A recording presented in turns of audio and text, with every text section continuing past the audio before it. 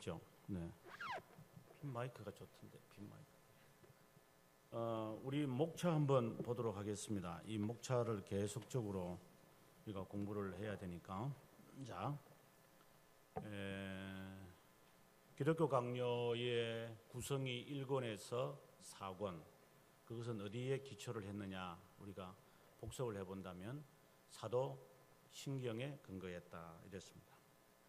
1권이 우리 하나님이라고 제가 제목을 붙인 이유는 대체적으로 성부 하나님이라고 오해가 하기가 쉽다. 그러나 여기서 말하는 것은 성부 하나님이라는 개념보다는 하나님에 대한, 그래서 삼위 하나님에 대한 이야기가 1권에 있다고 이렇게 보시는 게 좋을 것 같습니다. 그 다음에 그 내용으로서 우리가 봐야 될 중요한 것은 1장에 있는 내용이죠. 항상 이 전체는 이중지식으로 구성되어 있기 때문에 하나님에 대한 지식과 인간에 대한 이 지식을 항상 이렇게 공존하면서 진행되어져야지 어느 한쪽으로 치우치면 안 된다.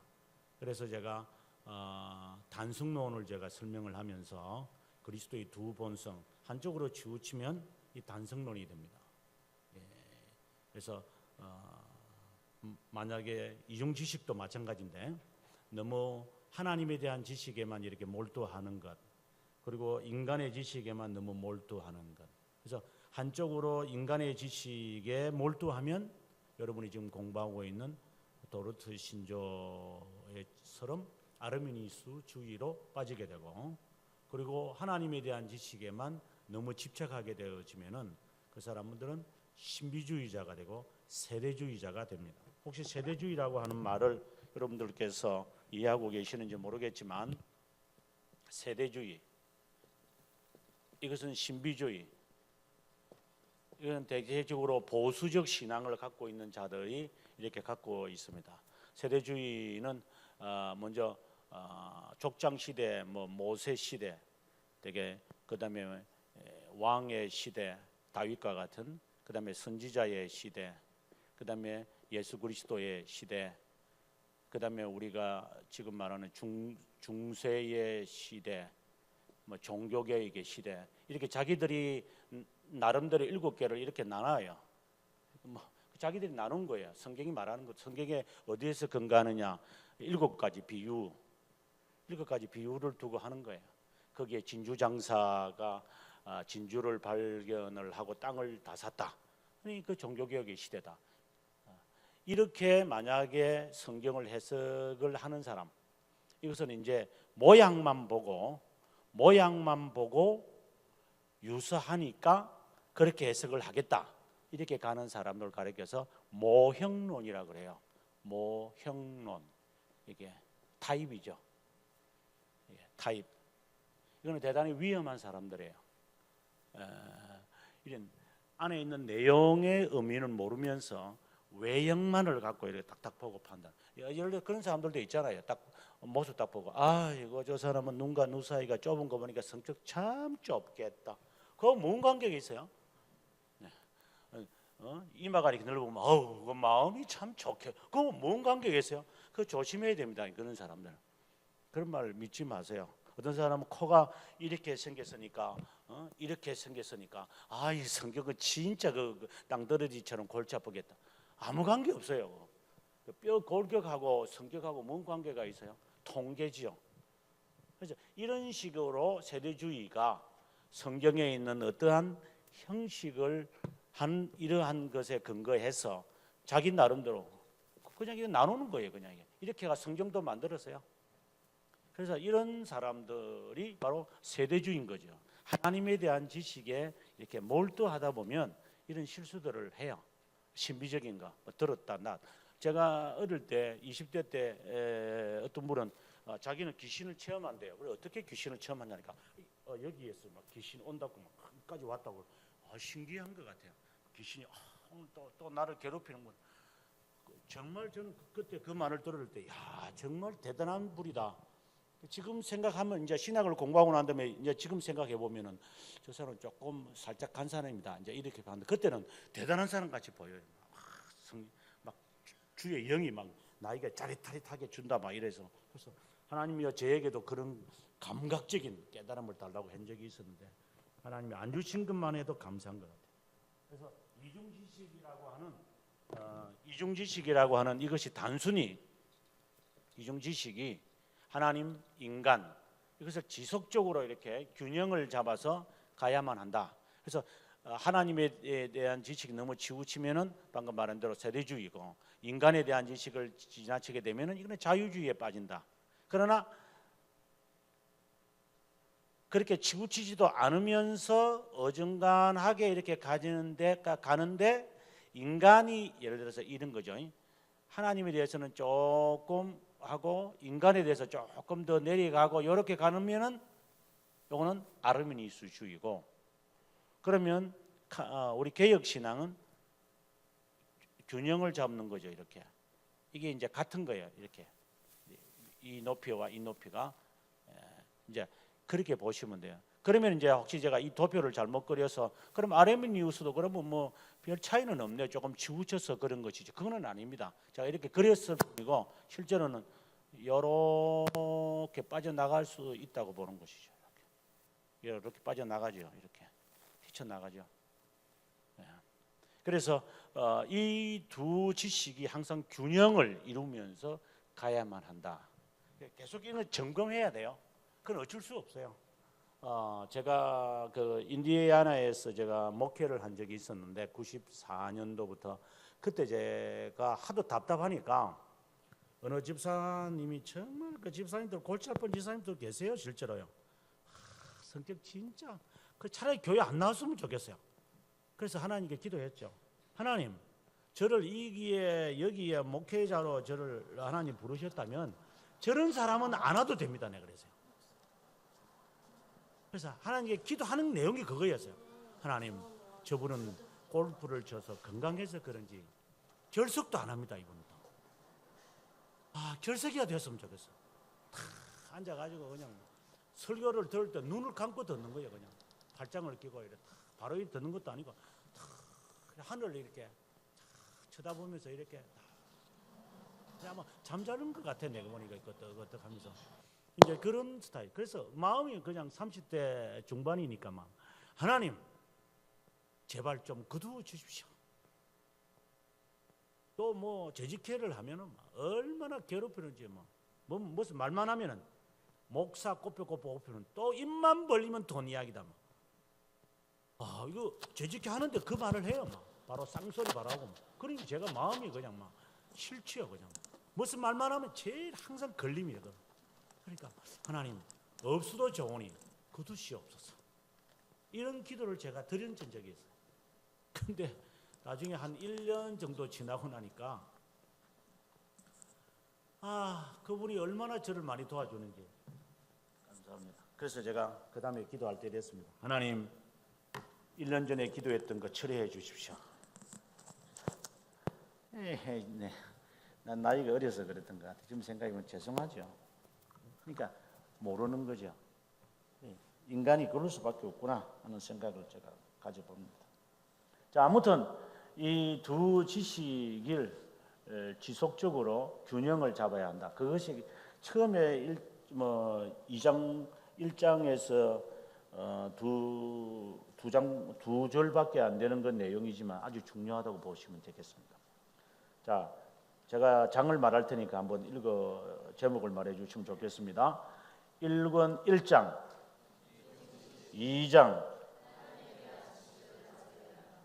하나님에 대한 지식을 가지려면 이라는 말은 또 간단하게 하시려면 경건이 무엇인가 말이죠. 경건의 정의가 나오거든요. 하나님의 두려움과 하나님에 대한 두려움과 그 다음에 사랑이 이렇게 결합됐을 때 본래 경건이라는 것은 그 철학자 소크라테스의 대화론에 나와요. 플라톤이 쓴 그 대화론이 이제 그 내용은 소크라테스의 이야기죠. 그래서 소크라테스와 유프라테스의 그 대화 속에서 이 경건이라는 말이 나와요. 왜냐하면 이 사람이 자기 아버지를 죽여버렸거든요. 그래서 법정에 가가지고 소크라테스가 말을 해요. 어떻게 아버지를 죽일 수 있느냐? 왜 아버지를 죽일 수 없느냐?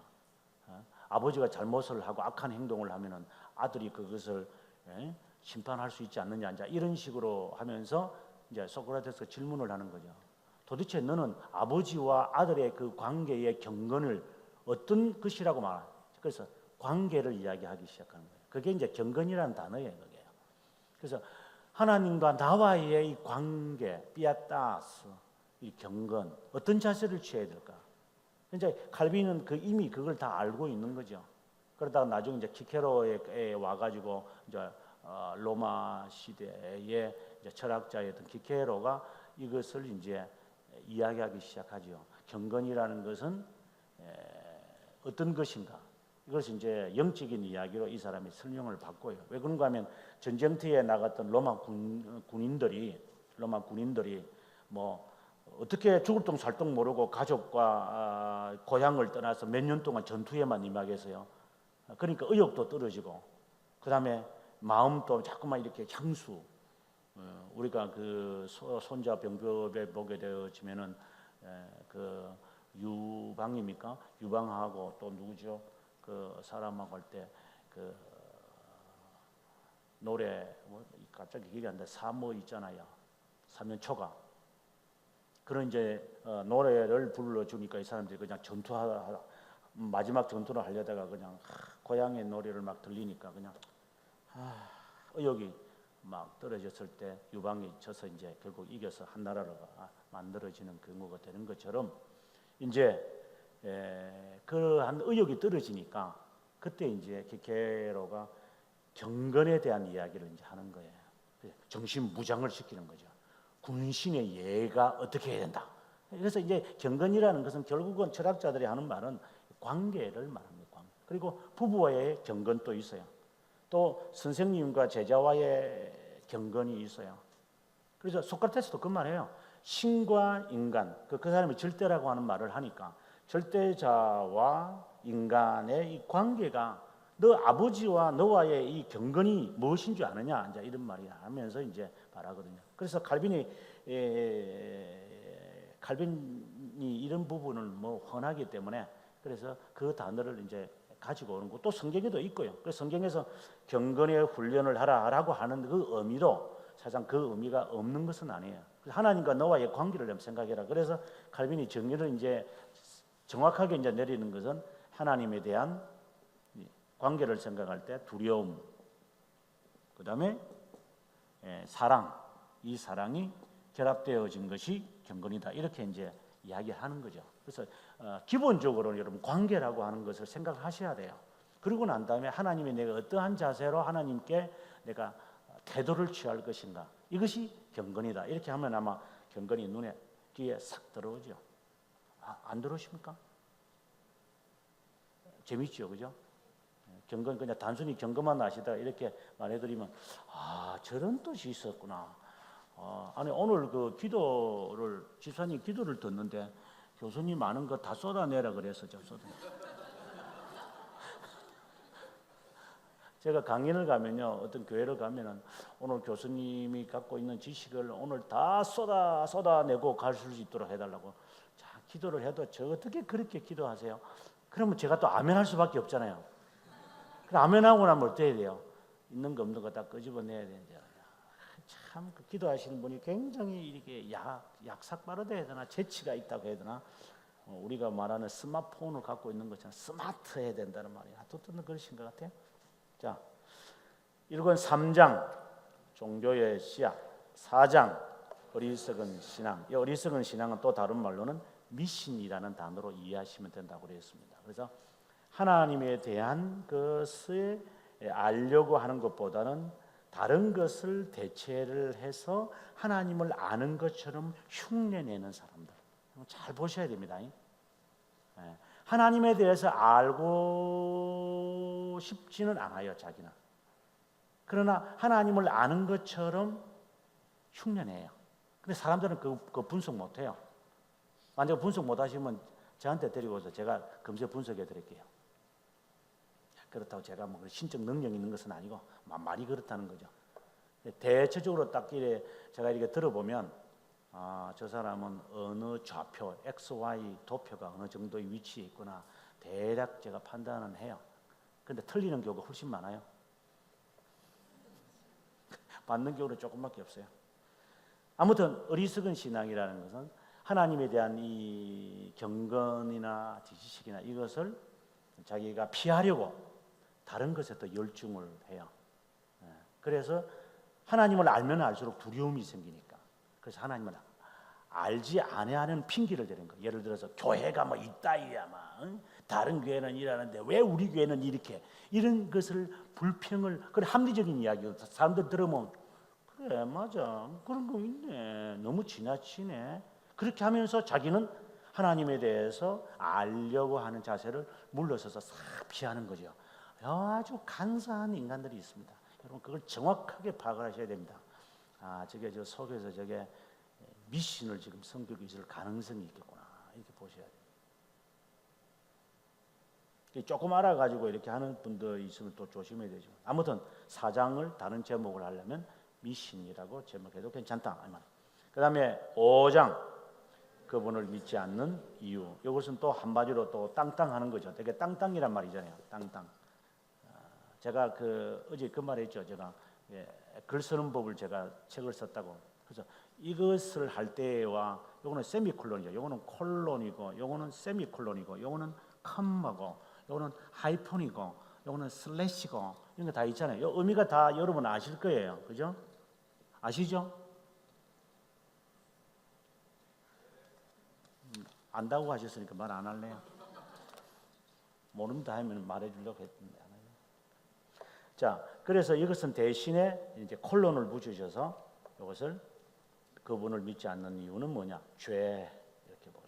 그다음에 6장 안내자 성경, 7장 성경의 권위 성경, 8장 믿을 수 있는 성경, 9장 즉 동계시, 10장 성경적 하나님, 11장 형상숭배와 불백성, 12장 제가 이 부분을 제가 설명을 좀 안 한 것 같아요. 요 11장, 12장 그렇죠. 제가 설명 안 한 것 같아요.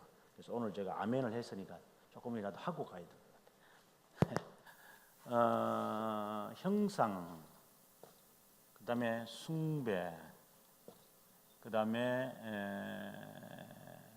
형상, 형상도 있고 화상도 있죠. 화상, 그림. 이거는 그리고 숭배가 있고 경배라고 하는 말도 있죠. 여기 이제 이거 다쓴 같지만은 숭배라는 것과 경배라고 하는 단어는 조금 달라요. 경배라고 하는 말은 영어로 worship이라고 하고 숭배라고 하는 것은 service라고 하는 이런 말로 우리가 써야 돼요. 우리가 예배라고 할 때에 이 단어 가운데서 1번, 2번 가운데서 1번을 사용합니다. 왜 월십이라고 하지 않을까요? 보통 보면은 그 이촌동에 있는 교회에서 경배와 찬양할 때 월십이라는 단어를 쓰더라고요. 그래서 저는 처음에 이게 와가지고 월십을 해? 월십을 한다고? 그래서 그걸 알고 저 단어를 쓰는지 모르겠어요. 제가 엄청나게 지금도 앞으로도 비판할 거예요. 제가 정신을 못 차리고 있는 자들이죠. 월십이라는 말 자체가 의미가 뭘 하는지도 알지도 못하고 영어 할 줄 안다고 함부로 쓰는 사람들, 이런 단어를 쓰면 안 됩니다. 그러면 우리가 왜 예배라고 하는 말을 서비스라고 하는 것인가? 그래, 어떤 사람은 또 봉사라고 그래요. 봉사 의미가 아닙니다. 본래 이것은 servitude라고 하는 이 종됨, 이건 tude라는 것은 자세를 말하잖아요. 종의 자세를 말하는 겁니다. 그러면 예배란 무엇인가? 종으로서 하나님 앞에 소환을 받은 겁니다. 이게 서비스라는 뜻이에요. 주문하고 막 이따위라는 거, 이거는 경배예요. 이거는 경배. 축제, 이거 축제라는 말로 바꾸었잖아요. 그 애들은요. 기뻐하라 막. 좀 모르면 가만히 놔도 있지. 그러면 서비스라는 이제 좀 이따가 제가 우상 숭배는 좀 이따 설명하더라도 서비투드라고 하는 말에서 이게 이렇게 나온 거예요. 서비스라는 단어로 사는 거죠. 종됨이라는 것. 그래서 하나님에게 소원을 받는다. 예배는 예수님께서 그러셨잖아요. 하나님은 영이시니 예배하는 자는 그렇죠? 신령과 이렇게 말하시거든요. 영어로 반하면 이렇게 돼요. 예, 스포리시라고 해요. 그 다음에 정말 진실하게 이 말이거든요. 이 말이나 이 말이나 큰 차이는 없어요. 이건 나중에 나중에 예배 관한 이야기 하다가 제가 할게요. 그래서 하나님 앞에서 우리가 예배를 드릴 때는 종됨. 그럼 종은 뭘 해야 되는가? 종은 하나님의 말, 주인이 말하는 말을 들어야죠. 딱 스탠바이 해가지고 제가 뭘 오늘 하면 좋을까? 그럼 들어라. 그래서 종이니까. 그 다음에 예수님께서 뭐라고 했냐면 하나님은 예배하는 자를 어떻게 한다 그랬어요? 그 수가성 여인에게 하나님은 예배하는 자를 기억 안 나세요? 예배하는 자를 어떻게 해요? 종됨의 자세를 갖고 있는 자들을 어떻게 한다 그랬어요? 찾는다 그랬잖아요. 찾는다는 거죠. 뭐 이거 두루 찾는 것이 아니라 와라, 오라. 그리고 와서 우리가 변론하자. 그럼 와서요. 그럼 와면 이제 말 들어야죠. 그래서 개혁교회가 말씀 중심으로 되는 거예요. 의식 중심을 하면 월십이 되죠. 월십이에요. 그래서 개혁교회는 설교를 하면 1시간 하고 2시간 하고 어떤 때는 3시간도 하고 막 그래요. 그게 당연한 거예요. 종이 말 들어야지 지가 뭐 한다고 우리도 참여합시다. 보통 이 월십하는 사람들이 가장 강조하는 게 뭐냐면 우리 또 예배에 참석합시다. 뭐 이라고. 근데 말은 맞아요. 그 말 틀린 것은 아니지만 그 속은 뻔하게 보여요. 그건 모르겠어요, 그냥. 그래서 우리가 이 단어를 써야 되지만 이 단어를 쓰는 것은 축제라고 하는 개념과 즐기려고 하는 셀리브레이션의 개념을 갖고 있다. 그러나 이 개념이 없는 것도 아니지만 이것보다는 이게 훨씬 더 강하다. 사탄은 그 내가 3가지 시험에서 예수님에게 뭐라고 했느냐면은 세상의 높은 고자가 세상에 쫙 다 보여주잖아요. 다 보여주고 난 다음에 너가 나에게 숭배하면 이 말이거든요. 너가 나를 숭배하면 그러니까 그 말은 너가 나의 종이 된다면 이 말이에요. 그때 예수님께서 대답을 하기를 오직 하나님만 경배하라고 해요. 하나님만 섬기라. 그러면 인간에 대해서 하나님에 대해서는 월십을 쓰는 것이죠. 인간에 대해서 쓰는 것은 아니죠. 그러면 사람들이 축제를 한다는데 그 누구를 위한 겁니까? 하나님이 그 축제를 좋아하실까요? 그러니까 자기들을 위한 거죠. 스트레스 해소란 거죠. 스트레스 해소. 젊은 애들 그냥 방방 떠야지 좋아하는 거죠. 그걸 월십이라는 단어로 하나님께만 올리는 그 단어를 써서 젊은이들을 얼마나 유혹하고 있어요. 그래서 저는 제가 볼 때 그분 잘 일찍 돌아가셨어요. 더 이상 오래 사시면 안 돼요. 좋은 일도 많이 하셨고 제가 그 센터 가서 제가 강의도 하는 사람이지만 저는 그렇게 좋게 보진 않아요. 자기들이 좋아가지고 와서 뭐 강의해달라고 해서 강의하러 가는 거죠. 그건 왜냐하면 저는 한 명이라도 깨우쳐야 되니까.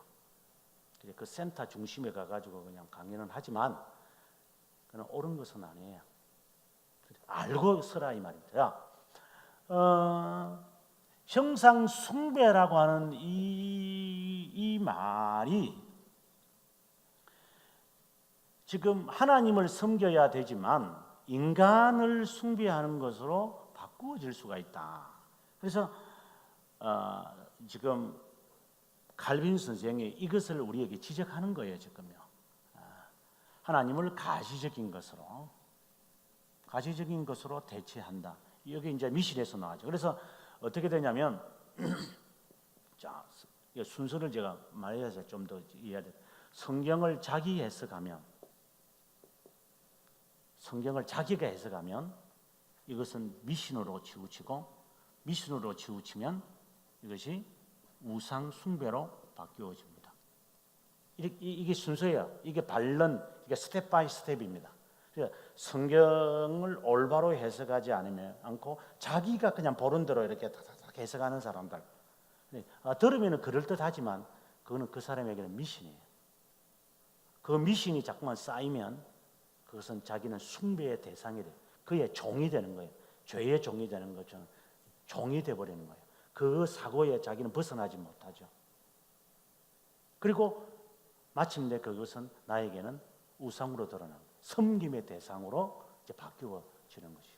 자기는 그거 외에는 자기 눈에 보이는 게 없어요.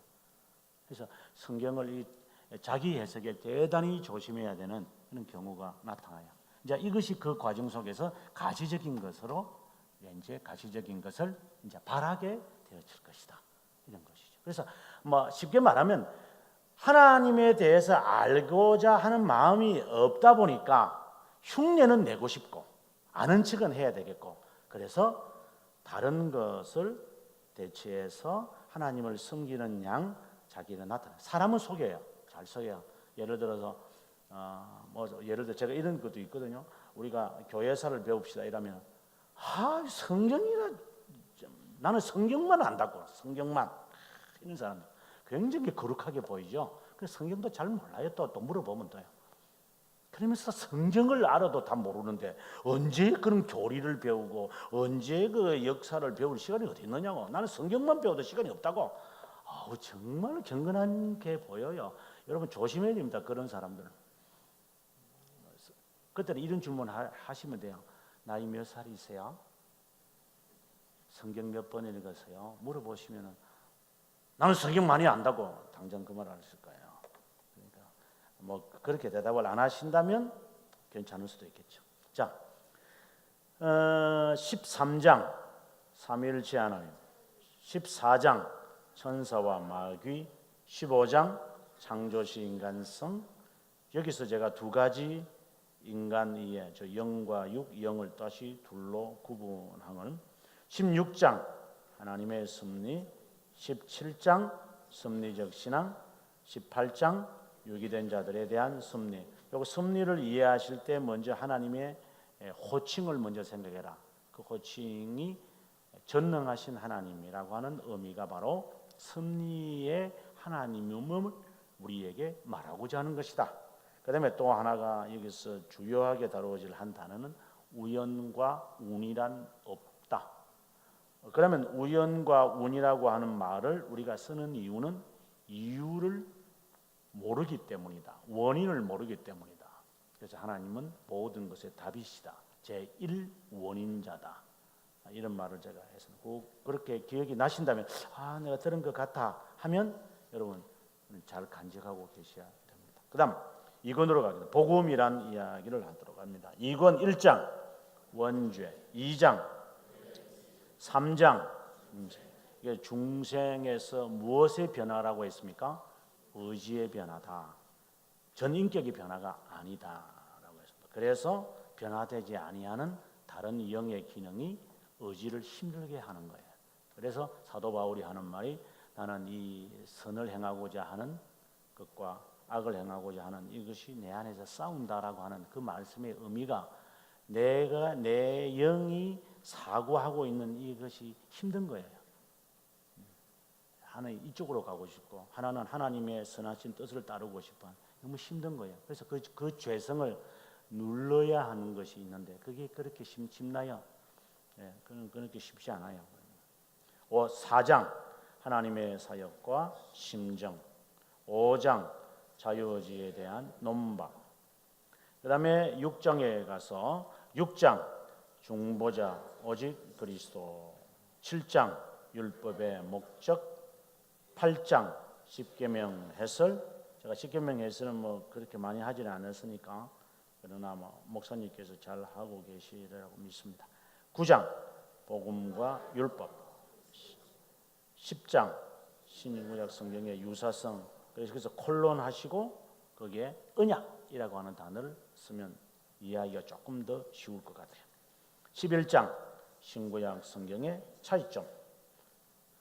여기서 차이점이라고 하는 것은 없습니다. 형식에서의 차이밖에 없어요. 신구약 성경.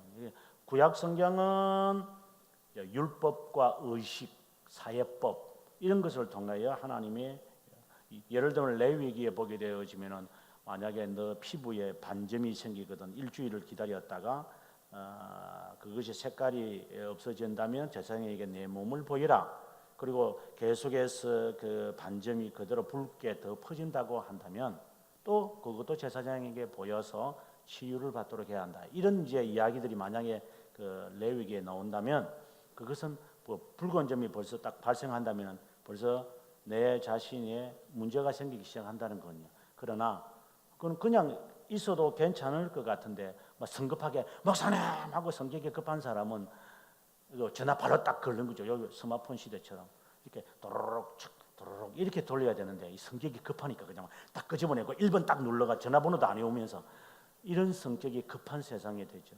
과거에는 뭐 음악과 무슨 그거 음악 하나 추진하려면 시간 딱 맞춰서 드리릭 칙 드리릭 칙 드리릭 한데 따따따 하면 또 다시 또 02에다가 979 드리릭 칙 드리릭 칙 이런 좀 여유가 있습니다. 요즘은 그냥 바로 단축해가지고 딱 눌러가지고 따따따따따따따따 이런 좀 너무 급해서 우리가 힘든데요.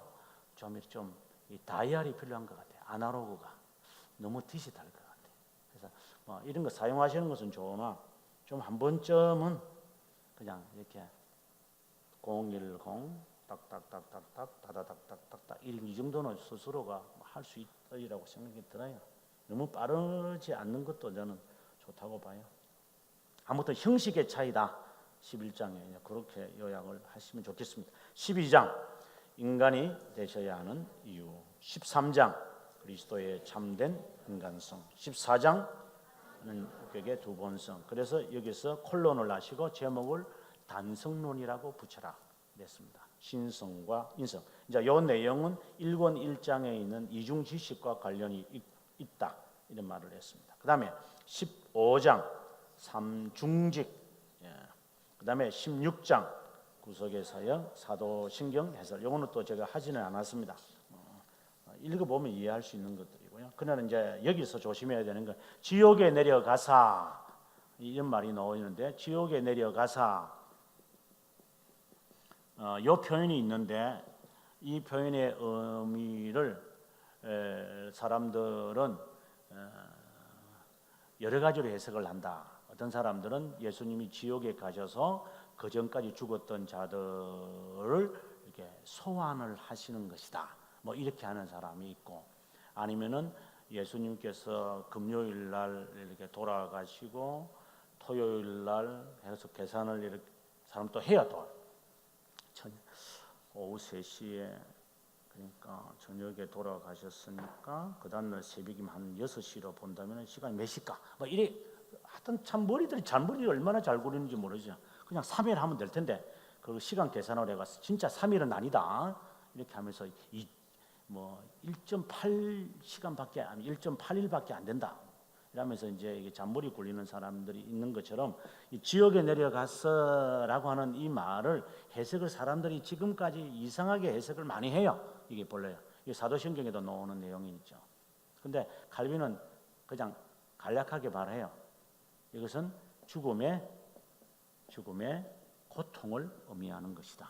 지옥에 내려가서 이런 의미로 상징적인 의미로 해석을 하고 마무리하고 가요.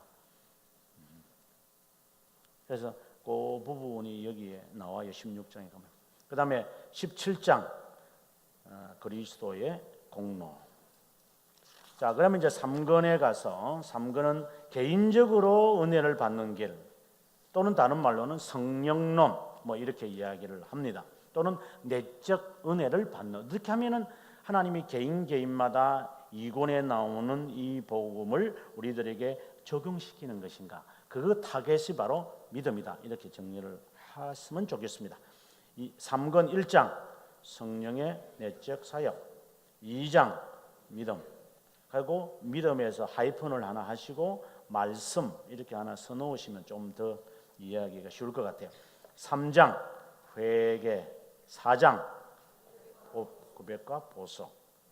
또 여기 하나 더 들어간다면 고백, 보석, 그 다음에 통회라는 말도 있죠. 그 다음 5장 연제부와 연옥, 그 다음에 6장 일반 원리, 7장 기독교인의 삶의 요약, 자기 부인, 그리고 8장 십자가를 지는 삶, 9장 미래의 삶에 대한 묵상, 10장 현재의 삶과 위로. 그 다음에 이제 이신칭의에 관한 이야기를 지금 하고 있습니다. 이신칭의라는 말 자체가 믿음으로 어렵다 여겨진다, 어렵다 칭한다, 뭐 이런 말을 갖고 있지만 이신칭의는 결국은 죄들의 용서에 대한 확신이다. 그지 제가 말씀을 드렸습니다. 그러면 그 믿음으로 안다 이라는데 여러분 그 우리가 교리문답에도 그렇고 신앙고백서에서도 이걸 굉장히 많이 해요. 믿음은 도구다 이렇게 말해요. 믿음이 우리를 구원하는 것은 아니다. 분명히 아셔야 돼요. 믿음으로 인해서 우리가 어렵다 여겨진다 이런 말을 할 때에 이 믿음이 구원을 받게 한다 이런 식으로 만약에 이야기를 한다면, 의미를 만약에 이렇게 가지고 그렇게 표현을 한다면 그 사람은 뭔지 개념이 없는 사람이에요. 진리에 대해서 모르는 거죠. 믿음은 단순히 하나님이 내가 하나님의 자녀임을 하나님께서 깨닫게 하시도록 주신 도구에 불과한 것이다. 이렇게 신앙고백서에서 분명히 이걸 이야기를 많이 해요. 만약에 이걸 이렇게 받아들이면 이건 의지가 되어버리거든요. 의지는 믿음은 내가 구원받는데 그 믿음에 대한 것을 자꾸만 의지적으로 자꾸만 뭔가를 이렇게 알려고 자꾸만 노력을 해요. 머리를 막 굴리기 시작해요. 아무 소용이 없어요. 그래서 신앙고백서에서 이거는 도구라고 하는 말을 계속해서 쓰는 거예요. 이것은 단순히 하나님에 대한 지식적으로 확고하고 확실한 지식이다. 참 하나님에 대한 그것을 삶에서 체험하는 것이다. 그래서 영생은 지식이다라고 17장 요한복음 3절에서 그렇게 말하게 되는 것도 그 개념을 갖고 있는 거죠. 그래서 믿음이라는 거, 그래서 오직 믿음이라고 할 때도 제가 오직 믿음이라는 것은 의지적인 것처럼 믿음만 있으면 안 돼 이런 식이 아니라 배제한다는 것을 염두에 둬야만 한다. 그게 행함을 가지고 내가 하나님 앞에 바로 서겠다라고 하는 것을 배제하는 의미가 있어서 오직이라는 단어를 쓴다. 이렇게 이제 이해를 하면 우리가 믿음으로 어렵다 함을 받는다라고 할 때 그 믿음이라는 것이 구원파에서 이야기하는 것처럼 로만 가톨릭에서도 믿음으로 구원받는다고 해요. 오직 믿음으로 구원받는다고 해요. 그들의 그 법령에 그렇게 돼 있어요. 1999년에 로만 가톨릭 학자와 루터파 학자들이 모여가지고 합의를 했어요. 오직 믿음이라는 단어를 우리가 붙이겠다. 그래서 합의를 해서 다 서명했어요. 그들도 오직이라는 단어를 안 쓰는 거 아닙니다. 그러나 그 다음에 오직 믿음과 그 다음에 들어가요. 행실이 우리의 구원을 이룬다. 이렇게 나와요. 그래서 이제 루터파의 지도자들이 루터 총회에 와서 이걸 보고를 하자. 안 된다고. 이렇게 뒤에 있는 이 부분을 떼라고. 그래서 이제 그거를 로만 가톨릭은 안 떼죠. 그래서 결렬이 되어진 것이죠. 또 얼마 전에도 그 감리교 학자들하고 로만 가톨릭 학자들하고 다시 또 이게 합의문을 썼어요. 우리 다시 합하자. 본래 너희들이 우리에게 나간 게 아니냐. 그래서 이 사람도 서명회가 또 합의했어요. 또 이 사람들도. 그러나 또 각자의 종회에 가서 이야기할 때 거기는 오직 믿음이라는 것이 문제가 된 것은 아니에요. 왜냐하면은 그 뭐 감리교 사람들이 오직 믿음으로 뭐 이런 말을 그 사람들 잘 안 쓰거든요. 그냥 믿음으로 뭐 한다 이런 말을 쓰니까. 그러나 그들의 행하는 그 밑에 들어가서 항목들이 자기들의 그과 다르기 때문에 이제 결렬해서 있죠. 그래서 로만 가톨릭도 오직 믿음이라는 말을 쓴다. 우리만 쓰는 게 아니라고. 그래서 제가 오직 믿음이라는 말 안에는 행실을 배제한다는 것을 염두에 둬야만. 이건 제 말이 아니라 갈빈생이 하는 말이죠.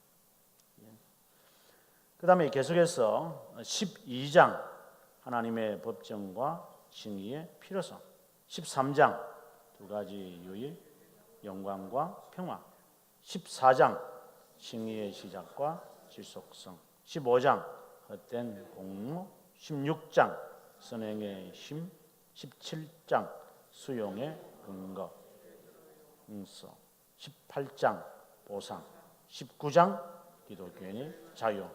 어제 여기까지 했습니다. 오늘은 정말 칼빈을 많은 사람들이 경건의 학자다 또는 성령의 신학자다 이렇게 말을 붙이는 이유가 여기 20장 이 기도라는 것을 통하여 사람들이 그런 별명을 붙입니다.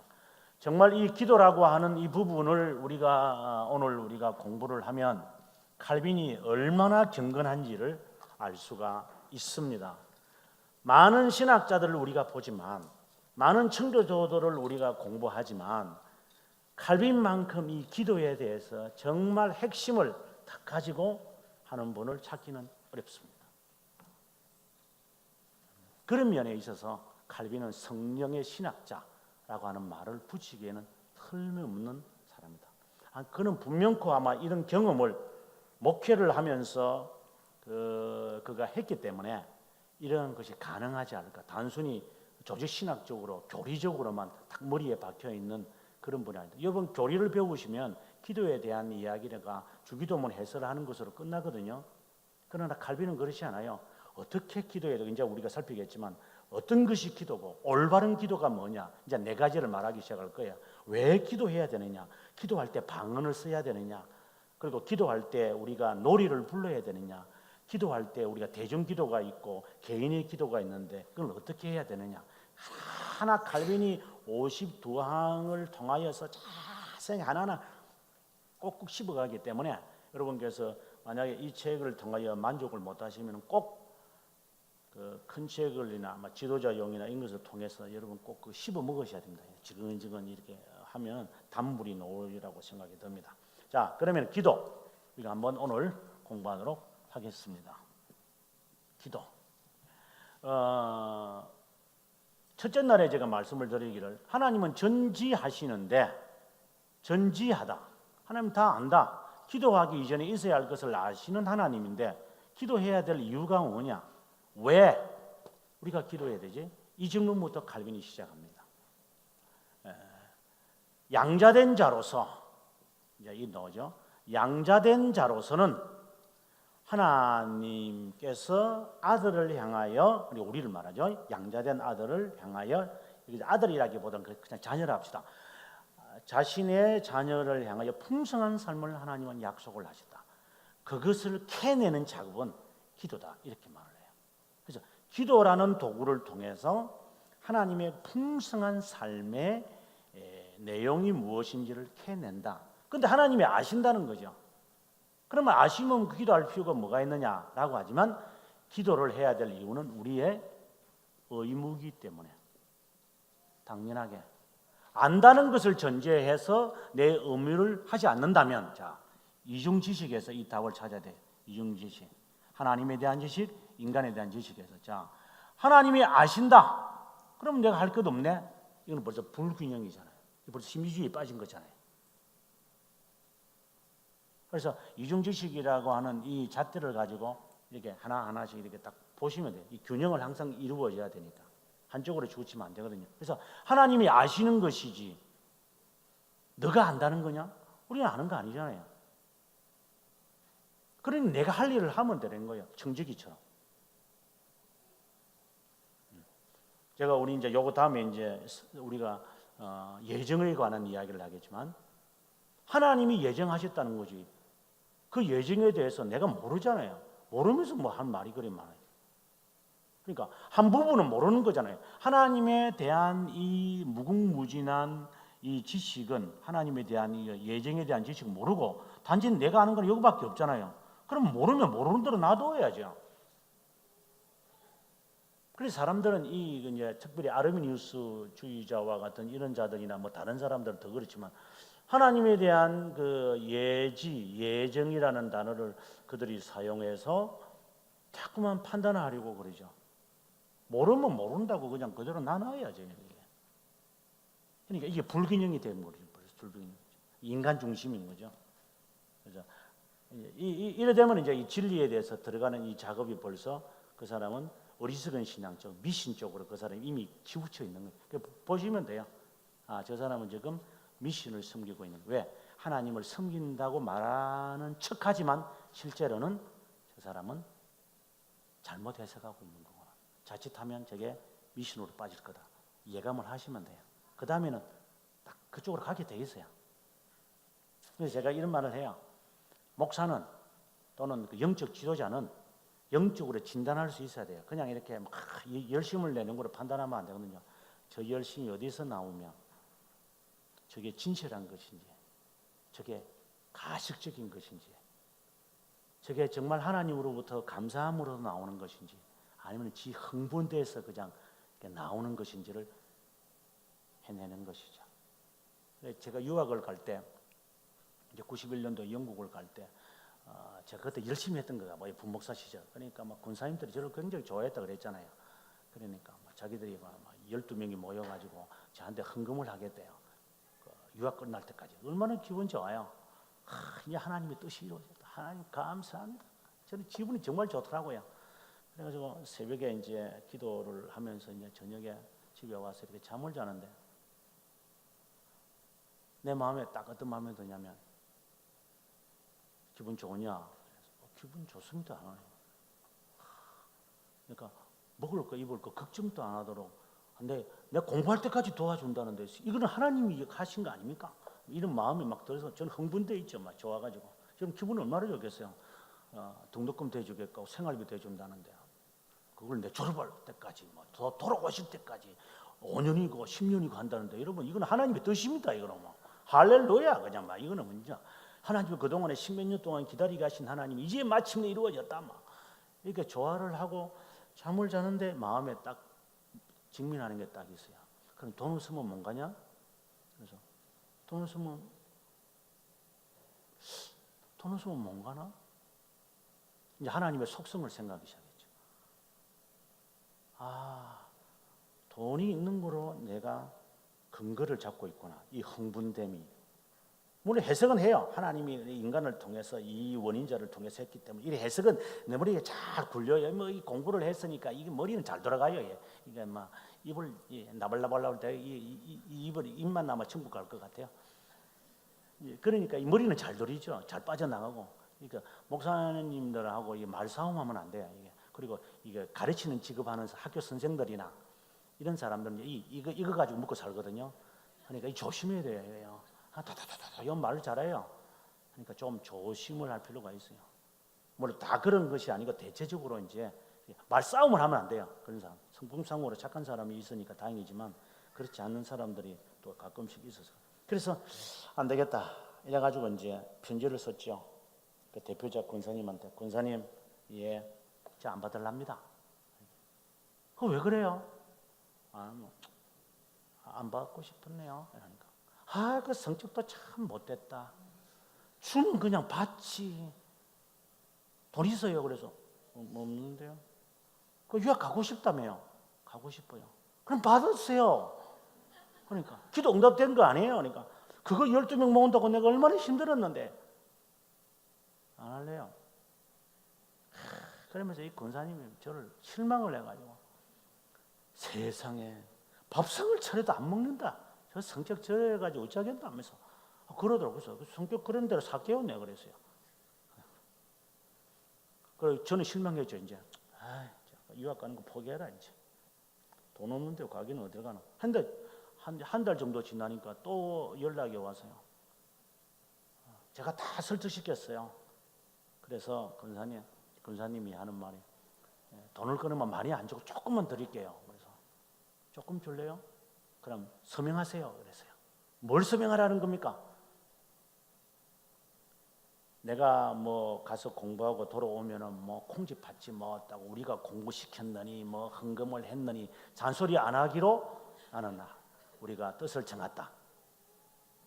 꼭 그렇게 해야 돼요. 해야 돼요. 그러니까 알았어요. 그래가지고 돈 조금의 용돈 정도. 그래가지고 제가 서명 날인해서 그거 갖고 이제 그건 얼마 되지도 않았어요. 참 고마웠죠. 제가 왜 이런 그 쓸데없는 이야기를 제가 하느냐면은 기도에 대해서 하나님의 응답에 대해서 생각할 때 우리가 고민할 필요가 있다는 것인 것이죠. 그냥 확 하고 막 그냥 내가 바라는 것이 이루어지는 순간 이게 하나님의 뜻이구나 이렇게 받아들여서는 안 된다. 모든 것이 하나님의 깊은 뜻과 관련을 갖고 한 발자국 좀 뒤에 가서 한번 생각을 해볼 필요가 있는 것이다. 이 말을 제가 하고 싶은 것이죠. 자, 하나님의 자녀로서 하나님은 충분하게 풍성한 삶을 하나님은 약속하실 것이다. 그래서 하나님은 우리들에게 기도하라고 하시는 것이다. 이렇게 이제 칼빈이 정리를 해요. 그렇다면 기도는 하는데 올바른 기도는 어떤 것인가 하고 칼빈이 네 가지를 지금 이야기를 하는데 우리가 한번 찾아보도록 하겠습니다. 봅니다. 올바른 기도에 대해서 공부하도록 하겠습니다. 페이지로서가 페이지 103페이지인 거죠. 그죠? 103페이지 봅니다. 어떻게 기도할까? 할 때 첫째, 하나님의 뜻에 맞춰야 한다. 시작은 고민과 걱정으로 기도를 시작합니다.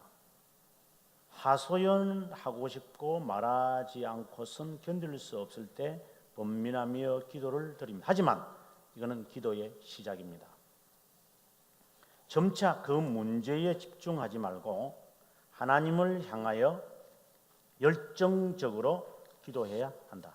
그래서 기도라는 것은 자기 최면에 걸려가지고 해서는 안 된다. 그러다 보면 혀가 꼬여가지고 이상한 소리를 발할 수 있다. 제가 첫째 날에 이런 말씀드렸습니다. 저도 누구 못지않게 그 은사 체험을 한 사람 가운데 한 사람인데, 그랬을 때에 이 방언이라든지 이런 것을 칼빈이 나중에 그런 말 합니다만은 제가 나중에 읽어드리겠습니다. 할 때에 이 은사는 항상 있는 게 아닙니다. 그래서 은사를 한번 채보고 싶으면 알겠지만 은사는 지속적인 게 아닙니다. 은사는 지속하려면 정말 힘듭니다. 병 고치는 사람들 지속적으로 병을 고치는 역사를 하려면요, 그 사람 정말 열심히 기도해야 됩니다. 영이 정말 맑아야 됩니다. 살림살이 하면서 뭐 직장생활 하면서 그는 천만의 말씀입니다. 그 은사 못 받습니다. 그러면 은사를 받으려면 정말 마음이 깨끗해야 돼요. 정말 흠이 없는 정도의 기도의 생활. 제가 중세교회사에서 그 천상의 여인이라는 글을 제가 중세교회사 책이 있어요. 그 보면 그 여성들, 제가 여성들에 대해서는 제가 아마 우리나라에서는 그래 아마 가장 많이 알 것 같아요. 책을 제가 썼으니까요. 교회사에 나오는 여성들을 제가 찾을 수 있는 다 찾았어요, 제가. 그래서 그 여성들이 기도하는 걸 보면요, 1년 2년 기도하는 거 아니에요. 기도하는 여성은 결혼도 하지 않아요. 결혼해가지고 언제 기도해요? 애 젖먹이고 애 키우고 뒷바라지 언제 해 다 해요. 그 기도 생활 못 하는 거예요.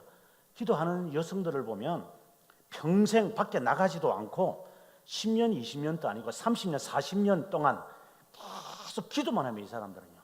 그럼 밥은 먹고 뭘 어떻게 세수하거나 그건 다른 사람 다 해줘요. 그 사람은 마치 그 여왕벌처럼 기도만 하는 사람. 그랬을 때 이 사람들의 이 영안이, 우리가 흔히 말하는 영안이 확 밝아요. 그래서 교회당 옆에는 이 사람들이 살고 있는 셀이 있어요. 독방이 있어요. 그래서 사람들이 거기에 음식을 드리고 빨래를 다른 사람들이 대신해주고 이런 물도 갖다 드리고 다 서비스를 해줘요. 그 사람은 그것만 해요. 그러면 이제 제사장들도 그렇고 추기경도 그렇고 나중에는 교황들까지도 그 여인을 찾으러 와요. 그 영적인 능력이 너무나도 세기 때문에 그래서 와서 이렇게 상의도 하고 그 여성이 경고도 하고 막 그래요. 제가 볼 때는 그 정도의 기도를 하기 전에는 은사 흉내 내는 사람은 전부 꼽혀다. 기도는 보통 해서 이 은사를 유지하기 어렵습니다. 앞에서 아마 목사들 보면 사기꾼들 보면 10분 만에 내가 여러분들에게 방언을, 이거는 완전 약장사입니다. 아주 못된 성격, 싹군의 대표적인 모습입니다. 10분 만에 뭘 한다고요? 무슨 스마트폰 시대인가? 엉뚱한 짓들을. 그것도 따라다니는 사람이 있어요. 그래 그 종류는 그 유의상종이니까 그대로 놔두세요. 그거 좋아하는 사람들은 그건 조심해야 됩니다. 그래서 정말 기도하는 여성들은 그걸 유지하기 위해서 정말 그것에서 10년, 20년, 30년 계속 죽을 그 일에만 그래야지 이 내 마음과 생각과 뜻과 나의 이 그것이 다 깨끗해요. 이제 그런 깨끗함을 있는 사람들이 있어요. 이 교회 역사 속에서 뭐 아주 드물어요. 그런 사람들은 뭐 한 10명도 안 돼요. 이 2000년 교회 역사에서 그런 여성들이 있어요.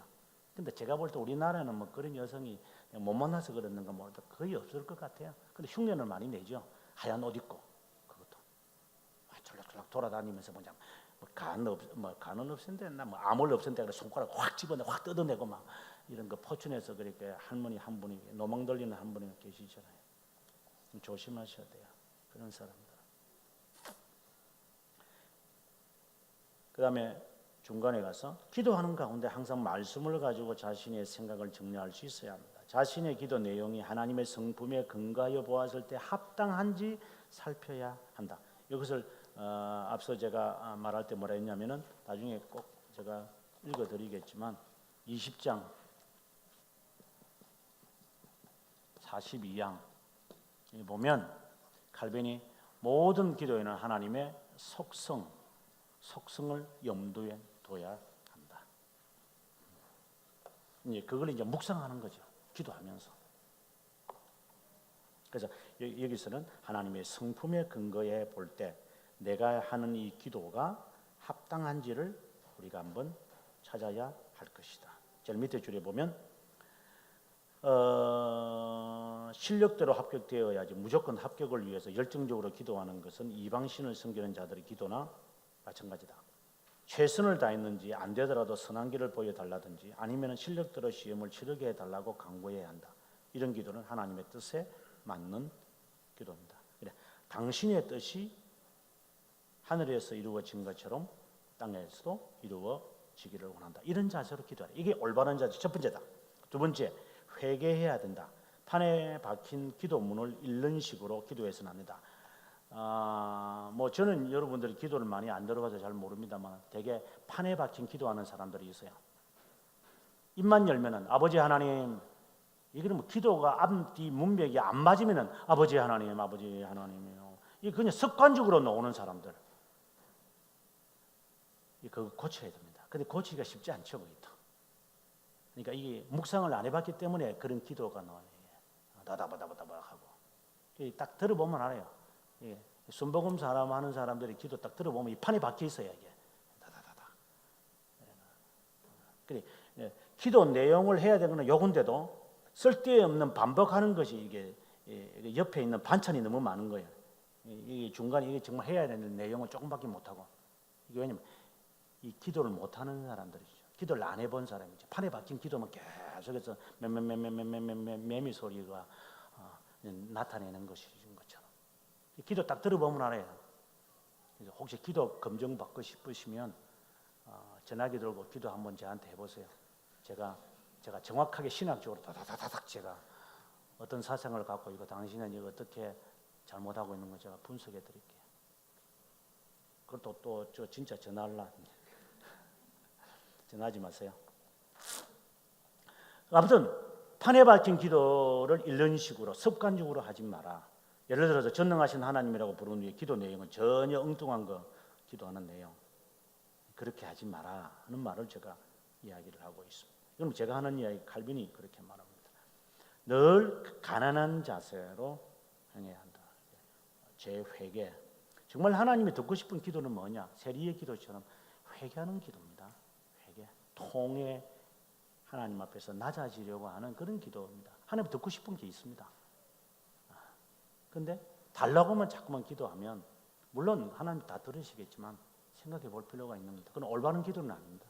그럼 세 번째, 겸손해야 한다. 하나님을 아버지라 부를 수 있는 특권은 중생한 자에게 있다. 중생한 자는 양자의 영을 받는다. 제 밑에 줄에 자신이 얼마나 비참한 존재인지 깨달아야 한다. 그 다음 페이지 넘어가서 106페이지 그리스도께서 주기도문에서 그를 아버지라고 부르라고 말씀하시는데 그것은 결국 겸손함을 의미하는 것이다. 아버지라고 이야기를 했으니 그 아버지라는 그 개념은 나를 보호 보존하신다는 것이니까 예수님께서도 그런 말씀하셨잖아요. 그 나라와 그 의를 구하라고. 그러면 다 줄게. 그 패턴 따라가면 돼요. 그래서 하나님의 의가 뭘까? 하나님의 뜻대로 사는 것이 뭘까? 이제 이것에 관심을 가져라. 그리고 그의 나라를 구하라. 뭐 다 여러분 이미 다 알고 계시겠지만 하나님 나를 지배해 주십시오. 저를 통치해 주세요. 그거 하면 된다고. 주님이 하나님께서 듣고 싶어하는 기도가 있어요. 그래서 기도를 할 때도 그런 내용을 하면 돼요. 뭐 구체적으로 뭐 하나하나 공식받지 말아 안 해도 하나님께서는 기뻐하셔야. 왜? 마음을 다 심정을 살피시기 때문에 그 중심을 보니까. 그래서 기도할 때 그런 자세로 해야 한다. 이게 세 번째예요. 그 다음에 네 번째, 소망을 가져야만 한다. 기도하고 구하는 바를 바른 줄로 믿으라고 말씀할 정도로 바라는 것을 놓치지 마라. 이 말씀은 기도를 내가 했던 기도를 잊어버리지 마십시오. 계속 기억하셔야 됩니다. 하나님 앞에. 하나님, 오늘도 제가 기도할게요. 뭐 예를 든다면 내 어머니, 하나님 예수 믿게 되려면 제가 어떻게 해야 돼요? 하면 저는 잊을 수가 없습니다. 이런 이제. 근데 이제 만약에 기도할 때 이렇게 좀 덧붙이셔야 돼요. 하나님, 성령께서 중생을 시키시는데 하나님, 내 어머니 좀 변화시켜 주세요. 굉장히 경건한 기도 같죠. 그거는 좀 수정될 필요가 있어요. 뭐라고 수정돼야 되느냐면 하나님께서 역사하시는데 그걸 믿습니다. 그런데 하나님 제가 어머님에게 어떻게 해야 합니까? 하나님 지혜를 주세요. 인간이기 때문에 그 준비가 있다 그랬잖아요. 믿음의 준비. 하나님, 제가 그 아들이 참 어떤 아들은 이게 거짓말하는 애들이 있어요. 이게 어디서 저거 나왔는지 모르지만 저 에비를 닮았는지 저 에미를 닮았는지 왜 저렇게 나를 아프게 하는지 곰곰이 생각해 보면 답은 뭡니까? 하나님, 제가 잘못한 겁니다. 저부터 고치겠습니다. 이제 그렇게 답을 찾으면 돼요. 그럼 내가 고치면 되는 거예요. 그렇게 기도 안 하고 성령이여, 제 아들의 성격을 고쳐주셔야 합니다. 성령. 정말 기도가 답답한 기도 같아요. 만약에 제가 그 기도를 듣는다면 저는 그럴 것 같아요. 니나 잘해라. 금자씨처럼. 그래서 확실히 바란다라고 하는 그 말은 끝까지 바란다. 잊어버리지 마라. 그리고 하나님이 이것을 이루신다는 것을 바란다면 자신이 해야 될 것을 자신이 맞추어 가야 한다. 그런 개념도 여기 포함되어 있습니다. 그다음에 넘어가서 107페이지. 기도할 때 왜 예수님의 이름으로 기도하라고 했는가? 이것은 우리가 아주 그냥 가시적으로 표현을 하면 하나님은 제 기도 안 들으십니다. 들을 이유가 없습니다. 그러나 나의 구속자이신 주님의 이름으로 나아서야 한다. 그럼 하나님의 이름으로 기도하면 안 됩니까? 그 이단들은 그러잖아요. 하나님의 이름으로 기도하라. 뭐 성모의 이름으로 기도하라. 뭐 이렇게 이야기를. No. 나는 하나님 앞에 나아가는 것은 그리스도 외에는 나설 수가 없다. 이미 잘 알고 있는 것이라고 봅니다. 그다음에 이제 주기도문으로 가서 하늘에 계신 아버지, 이건 서론입니다. 주기도문은 세 가지 나누어졌는데 하늘에 계신이란 뜻이 뭘까요? 간단하게 말합니다. 108페이지 보면 하늘의 영광을 말하고 하나님의 임재를 의미합니다. 하나님은 온 우주를 다스립니다. 지배하고 있습니다. 어디든지 동시에 계시는 하나님, 시공간에 제한된 우리로서는 그분이 어디든 계신다는 개념을 이해하기를 어렵습니다. 그래서 초월하시는 하나님이심을 인정하라고 하는 것입니다. 이것이 기본적인 우리의 자세입니다. 그래서 하늘 쳐다보지 마라 그랬죠. 하늘 쳐다보지 마라. 하나님, 주님께서 구름을 가리어 바로 하나님은 성천하시는 주님은 안 보입니다. 왜? 단순한 이렇게 하늘이 아니니까. 예를 들어서 사도 바울이 내가 셋째 하늘에 올라갔다 이렇게 말할 때 우리 이미 아실 거예요. 셋째 하늘의 개념이라는 것은 헬라 사람들이 갖고 있는 그 하늘의 그 개념이 그런 것이니까. 그런 이제 뭐 셋째 하늘에 올라갔다 이런 상징적인 표현들이지. 그러면 첫째 하늘이 있고 둘째 하늘이 있고 셋째, 그는 그 사람들이 하는 말이죠. 그 단어를 가지고 표현했을 뿐이에요. 신비한 세계에 들어갔다. 그 말을 그 당시에 헬라 사람들이 갖고 있는 사상의 표현을 갖고 이제 말하는 것이죠. 그래서 하늘에 계신이라는 개념은 인간을 초월하신 분이시다. 이 개념을 갖고 기도해야 한다. 또 다른 말로 한다면 지각에 뛰어나신 하나님이시다. 내 판단보다도 훨씬 제가 첫째 날에 말씀드릴 때 하나님은 나의 모든 인생을 동시에 쫙 보십니다. 동시로 딱 봅니다. 우리는 절대로 동시 못합니다. 제가 책을 쓰면서 교회사 역사를 쓰면서 제가 답답한 게 있는 게 뭐냐면은 동시로 일어나는 사건들이 있거든요. 예를 들면은 기원전 5세기에 서양에서는 우리가 알다시피 소크라테스와 같은 사람들이 활동을 했다면, 그러면 동양에서 기원전 5세기, 4세기에는 우리가 알다시피 춘추 전국 시대예요. 그러면 그때 당시에 한 4세기가 되어지면은 우리가 알다시피 공자라든가 이런 사람들이 나와요.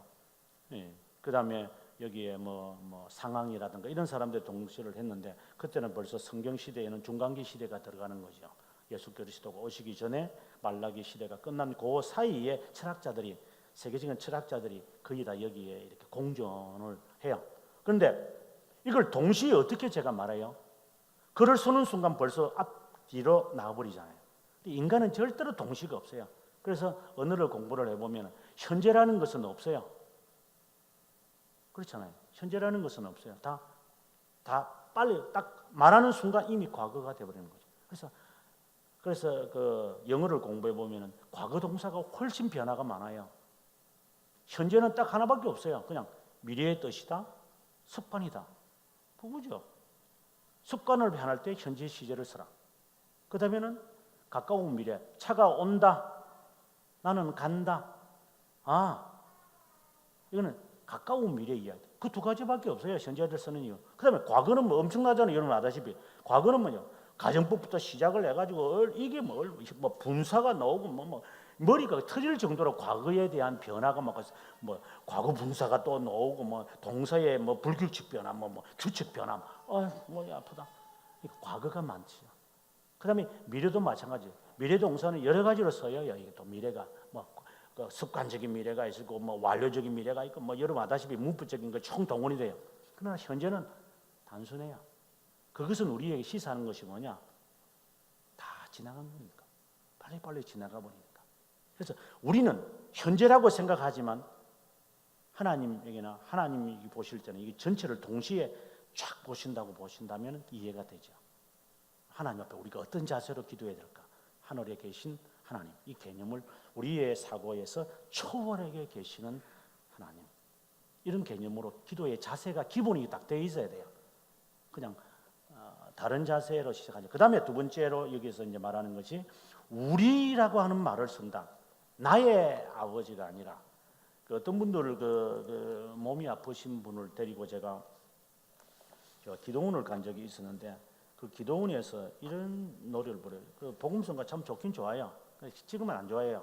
보면 나의 하나님, 나의 하나님, 나와 함께 하신 하나님. 이 기도원송이죠. 여러분 아시죠? 이건 기도원 안 가시니까 정말 잘하셨어요. 하나님 뭐 이러면서 이러고 나와요. 그러면 사람들 전부 다 눈물을 쫙 하면서 나의 하나님. 뭔 나의 하나님이에요. 그냥 우리 하나님이지. 이 말은 공동체적인 교회적인 의미는 말이죠. 그래서 공정성을 바라요. 공정성. 그 다음에 아버지라는 개념도 아버지. 그는 계속해서 우리가 하는 말이죠. 보호, 이끄심. 동시에 생각을 해라. 하나님이 끝까지 우리를 지키신다. 이런 그 개념을 가지고 이제 기도를 하기 시작을 하는 거예요. 이제 하나님 앞에. 이게 이제 서론이에요. 그 다음에 세 가지가 나오는데 첫 번째를 우리가 아다시피 첫 번째는 여기 보면은 109페이지 보면 그분의 이름을 모독하지 말아라. 그래서 하늘에 계신 우리 아버지여 이름이 거룩히 여김을 받으시오며라고 기도해라. 그래서 혹시 내가 하나님의 이름을 망령되이 일컫는 것이 없었습니까? 살펴야 돼요. 예를 들어서 내가 신자로서 하나님의 자녀로서 내가 잘못한 게 없는가? 하나님의 이름을 혹시 나로 인해서 그럴 수 있는 거잖아요. 제가 외국에 나갔다면 여러분도 마찬가지. 외국에 가면 나라는 존재는 대한민국을 대표하는 한 사람들이니까. 그래서 제가 공항에 가서 목사님이라고 부르지 마라 그랬죠. 그럼 그 사람들은 그렇게 볼 거니까. 그래서 이런 혹시 내가 신자로서 잘못해서 하나님의 이름을 모독시키지는 않나. 그걸 살피셔야 돼요. 주님께서 그걸 말씀하는 거죠. 하나님의 이름을 거룩히 여김을 받으시오며 거룩하게 하지도 않으면서 뭘 그러니까 회개하셔야죠. 우리가 하나님 혹시 제 때문에 당신의 이름이 손상된 적이 없으십니까? 혹시 내가 어린아이를 실망시킨 적이 없습니까? 혹시 내가 양육하는 그 아이들이 나로 인해서 상처를 받지는 않습니까? 이 참 고민이에요, 고민. 그 기도하라. 그다음 두 번째, 그분의 왕 되심을 인정하는 것이다. 그래서 이름이 거룩히 여김을 받으시오며 나라에 임하옵시며 이 두 번째 기도다. 그다음 세 번째 기도는 뭐냐면 110페이지 가면 뜻이 하늘에서 이거는 앞서도 계속 이야기했습니다. 뜻이 하늘에서 이루어진 것처럼 땅에도 이루어지다. 이 말은 하나님이 계획하신 것이 있을 거니까 작정 그것이 저에게 이루어지기를 하나님 원합니다. 그러니 다른 말로 말하면 제가 순종하겠습니다. 하나님 저에게 말씀하십시오. 저는 계집종입니다. 그냥 시키시면 저는 합니다. 그 백부장의 믿음하고 똑같은 거죠. 그냥 말씀만 하세요. 안 오셔도 됩니다. 예수님 그냥 말씀만 하시면 저도 명령하면 합니다. 그러니 말씀하세요. 그때 주님이 얼마나 기쁘셨을까. 그때 하시는 말씀이 이스라엘 가운데 이만한 믿음을 내가 본 적이 없다고. 너 정말로 믿음이 있는 자다. 근데 언제 나왔느냐고 물어보니까 그 말씀하는 시각에 나왔다. 정말 당신의 뜻이 이 땅에 이루어지다. 과연 그럴 수 있을까 우리가? 그 순전한 마음으로 기도하는 게 얼마나 아름다울까. 좀 쉬겠습니다. 자, 오늘 시간 됐죠? 네.